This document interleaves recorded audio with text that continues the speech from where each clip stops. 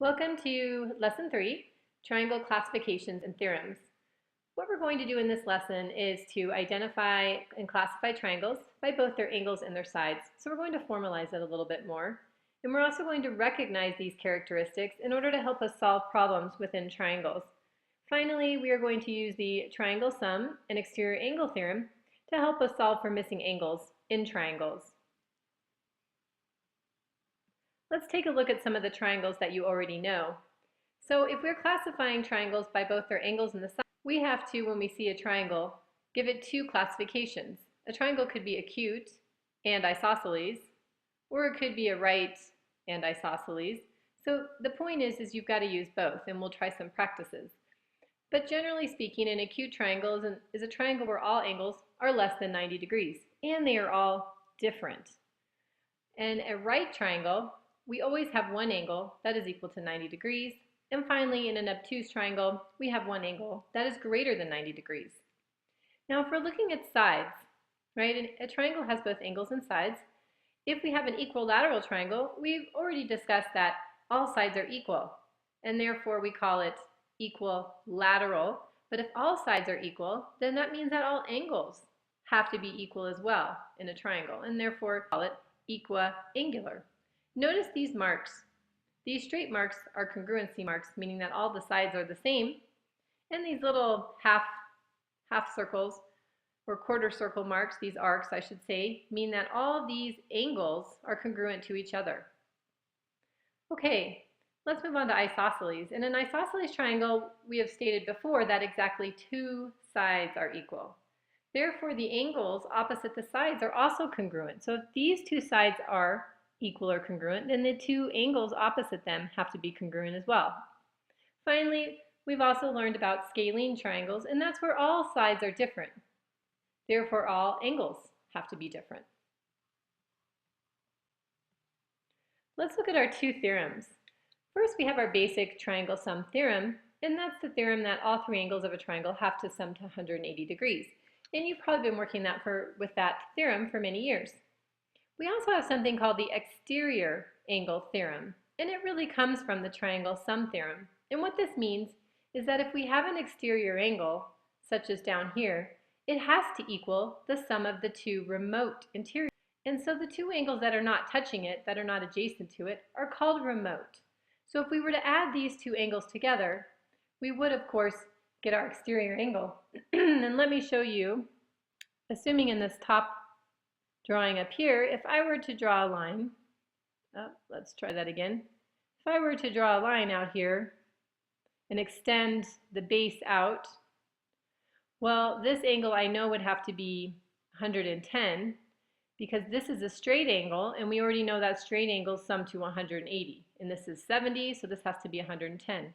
Well, notice what happens if we sum the 70 up here plus the 40. 70 plus 40 equals 110. So in a way, this exterior angle theorem is actually part of the triangle sum theorem. So just remember that if we are missing angles, we know that these two angles, the remote interior angles, will always sum up to equal this exterior angle. Okay, let's try some examples. So let's start with classification. In this first example, we want to classify all these triangles by their sides and their angles. So like I said, we need two classifications. So let's look at triangle ABC. Well, here's A, here's B, and C. So this is the big triangle. Well, let's examine their sides first. Well, we have this long side, and this long side is made up of 4 marks, a 1, and a 2. So it's definitely not congruent to this side. And then this side here has no marks, so it's not congruent to anything. So all three sides are different. And what kinds of triangles have all three sides that are different? That would be a scalene triangle. All right, let's look at our angles. Well, again, we have all three sides that are different, so all three angles have to be different as well. Now, you can see that we have a right angle here, but that's only connecting to this line EB, not to the whole triangle. So we definitely do not have a right angle, but what is this angle right here? Well, it's got to be greater than 90, So that means it has to be obtuse. So in reality, what we have is an obtuse triangle. And if we look back at our notes, we really only have acute, right, and we're classifying by angles. Let's look at triangle EBC. So now we have EBC. Well, I can see right away, just because I had just finished looking at it, this is where the right angle sits on this triangle. So I can classify it as a right triangle by the angles. Now what about the sides? Well, I've got a 1 here, I've got a 1 and a 2, and I have nothing here, and I don't see any congruent angles. So this triangle is also a scalene triangle. All three sides are different. Let's move on to BDC. Here's B, here's D, and here's C. Well, I have two sides that are congruent, and the third side is not. So right now I know that I have an isosceles triangle. So by sides, I have an isosceles triangle. Well, let's think about our angles. I know that this angle is going to be congruent to this. I don't have any right angles. Is it an acute triangle? Well, look at this top angle. It appears to be bigger than 90, so we're going to say that that's an obtuse angle, actually. Okay, finally we have triangle BED. So here's B, here's E, and here's D. Notice again we have two sides that are the same, but the third is not. So this one is also going to be an isosceles triangle. In order to be equilateral, we need to have all three sides be the same. Okay, angle-wise, these all look acute. We don't have a right angle. Don't see one that's greater than 90. They all seem to be less than 90, so we're going to call this acute. And that is how you classify triangles, by both their sides and their angles. So for you, the key is to look at the marks that are in the triangle and look at the angles to help you identify what sides are congruent or what angles are congruent. Let's look at another example. In this example, we need to use our knowledge of triangle angles and sides, and we're going to need to set up a relationship, solve for the missing variables and links. Okay. The first thing I notice is that the left side and the right side have congruency marks, so they are equal. I know then this is an isosceles triangle, but how can I use that relationship to help me solve for x and for BA? Well, if these two sides are equal, that means that 5x plus 1 has to be equal to 2x plus 4. Those sides are equal. Now I can just use my math, my algebra, to solve for x. So I'm subtracting 2x from each side, and I end up with 3x plus 1 equals 4. These cancel. Then I subtract 1 from each side, and I'm left with 3x equals 3. These cancel. And then my final step would be to divide both sides by 3. These turn into 1, so I get x equals 1. So I know that x equals 1, and if I plug it in here, I get 5 times 1 plus 1, which is equal to 6. The side length BA is equal to 6. Let's try another example. In this example, triangle cow is an equilateral triangle with cow, or CO, equal to x plus 4, OW equal to 4x minus 8, and WC equal to 2x. We want to find x again and the measure of each side. Notice that it says make a sketch, and that's because this would be very hard to do in your head. So if we at least draw a triangle, then we can label it and help us make some relationships, build some relationships. So we know that we have triangle cow, and CO, which is this length, x plus 4, and then OW, which is this length, is 4x minus 8. And WC, which is this bottom, is 2x.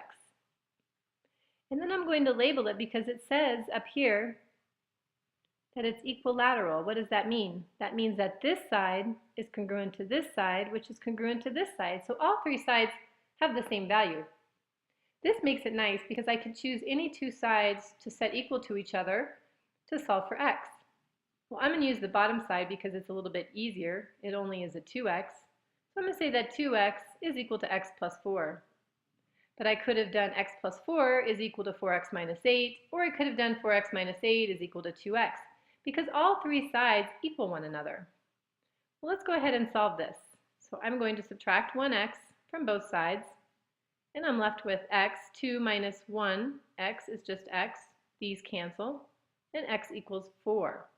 So look how quickly I found x. If x is 4, I just plug it in. So CO, 4 plus 4 is 8. For OW, I'm going to have 4 times 4 minus 8.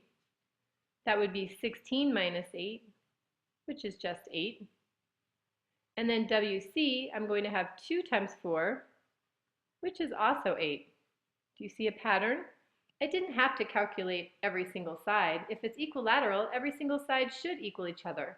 So if I find one, I find them all. All right, let's try one final example. In this example, we want to solve for x in the given triangles. Well, notice now we're going to be using our exterior angle theorem. I don't know x, but I do know my remote exterior angles are 72 and 45. So I know that x is equal to the sum of those two angles. If I add them together, I get 127. So x in this example is 127 degrees. Another way to do that would be to use your triangle sum theorem. We're missing this angle here, I'll call that y. I could take these two and subtract from 180 to get y, and then I could take y and subtract from 180 to get x. That requires multiple steps, so it's easier to use the remote interior angle theorem. All right, let's look at this third one. It looks a little bit more complicated. We have variables, but we solve it the exact same way. We know the two remote interior angles are 25 and x plus 15. So we can still set up our relationship. 3x minus 10 is equal to 25 plus x plus 15. Same relationship that I did in the first one, only now that we have some expressions. I just need to simplify. I'm going to combine the 25 and the 15 on the same side and get 40. 25 plus 15 is 40, and then I still have the x. I'm going to subtract x to move it to combine with the other x on the other side. 3 minus 1 is 2x, and these cancel. Now I'm going to add 10 to both sides. I get 2x, these cancel, equals 50, and then finally I'm going to divide by 2. These cancel, and x is equal to 25. So I have now found x in this problem too. X is 25. If I needed to find the angles, I could just plug in the 25 and solve for the missing angles. All right, that concludes our lesson today on triangle classifications and theorems. The most important thing for you is to be able to take those classifications and those theorems, recognize them, and use them to solve problems in triangles.